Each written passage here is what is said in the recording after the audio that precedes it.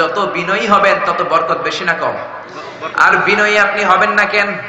আপনি তো মাটি থেকে তৈরি। মাটি হচ্ছে পৃথিবীর সবচাইতে নরম পদার্থ। মাটির মধ্যে কোদাল দিয়ে আঘাত করলে মাটি কিছু বলে না, জোরে বলেন ঠিক কি না? রব্বুল আলামিন সাইয়েদনা আদমকে মাটি থেকে বানালেন। আদম আলাইহিস সালামের প্রথম স্তরের নাম ছিল তিনুল লাযিব, এঁটেল মাটি। তারপরে তিনি হলেন হামাইম মাসনুন, কাদা মাটি। তারপরে তিনি হলেন সলসালিন কাল ফাখর, কাদা মাটি। কাদা মাটি থেকে হলেন পোড়া মাটি, ঠিক কি না? প্রথমে আল্লাহ জমিন থেকে মাটি নিলেন। এই মাটির উপরে আল্লাহ 40 দিন বৃষ্টি ঢাললেন। আকাশকে বললেন ইয়া সামাউ আমতিরি আলাইহি 40 ইয়াওমা। 40 দিন মাটির উপরে যখন বৃষ্টি ঢালা হলো, এঁটেল মাটি হয়ে গেল কাদা মাটি। জোরে বলেন কি মাটি? কাদা মাটি। কাদা মাটিরে যেমন খুশি তেমন বানানো যায়, ঠিক কি না?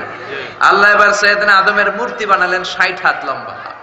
বুখারীর বর্ণনা, লাম্মা খালাকাল্লাহু আদমা ওয়া কানা তুলুহু 60 যিরাআন। রব্বুল আলামিন যখন সাইয়েদনা আদমকে বানালেন 60 হাত লম্বা করে বানালেন। আপনারাও যারা জান্নাতে ঢুকবেন আপনাদের আকৃতিও 60 হাত লম্বা করে দিবে কে?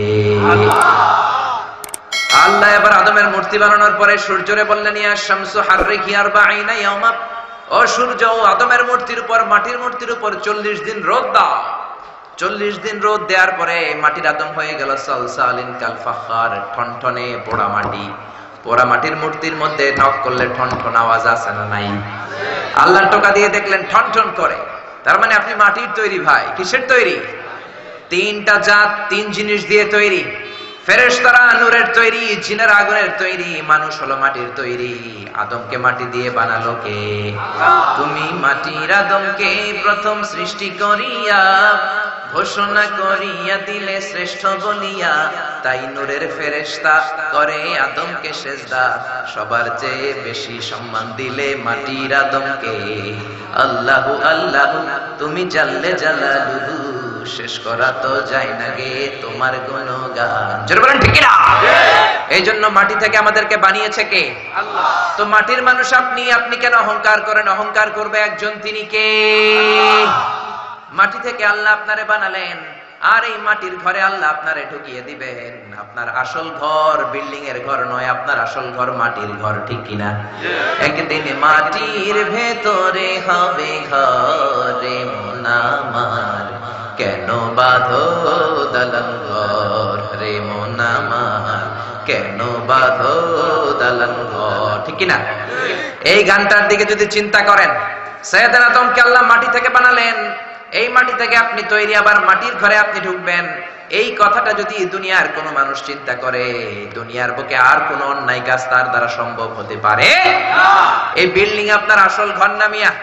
এই যে দামি দামি ফ্ল্যাট আপনার আসল ঘর নয়, গাড়ি বাড়ি আসল ঘর নয়। ছোট্ট একটা কবরের মাটির ঘরের মধ্যে আজীবন কিয়ামত পর্যন্ত আপনি থাকবেন। ওই ঘরটাই আপনার ঘর, ঠিক কিনা? আপনি যেই ঘরে থাকেন, এটা যদি আপনার ঘর বা বাড়ি হয়, আপনার বাবাও তো বলতো এটা ওনার বাড়ি। আপনার বাড়ির সামনে দাঁড়িয়ে যদি বলি এটা কার বাড়ি, আপনি বলবেন আমার বাড়ি। আপনার বাবা যখন এই বাড়িতে থাকতো, আপনার বাবার যখন জিজ্ঞেস করা হতো এটা কার বাড়ি, কি বলতো? আমার বাড়ি। আমার বাড়ি।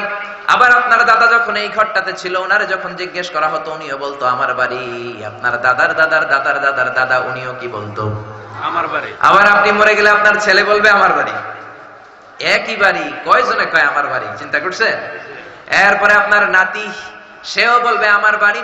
নাতির নাতির নাতির নাতির নাতি, সে যখন থাকবে সেও বলবে আমার বাড়ি। জোরে কোন ঠিক কিনা? পরের জায়গা পরের বাড়ি, ঘর বাঁধিয়া আমি রই, আমি তো সেই ঘরের মালিক নই। পরের জায়গা পরের বাড়ি, ঘর বাঁধিয়া আমি রই, আমি তো সেই ঘরের মালিক নই। এই যে ঘর ঘর দালান দালান বাড়ি বাড়ি করি, টাকা টাকা করি, পয়সা পয়সা করি, একটাও আমার নজরে কোন ঠিক না? আল্লাহ বললেন মিনহা খালাকনাকুম ওয়া ফিহা নুঈদুকুম ওয়া মিনহা নুখরিজুকুম তারাতান উখরা। মাটি থেকে বানালাম, মাটির কবরে ঢুকালাম, আবার মাটির কবর থেকে কিয়ামতের দিন তোমারে উঠিয়ে দিবে কে?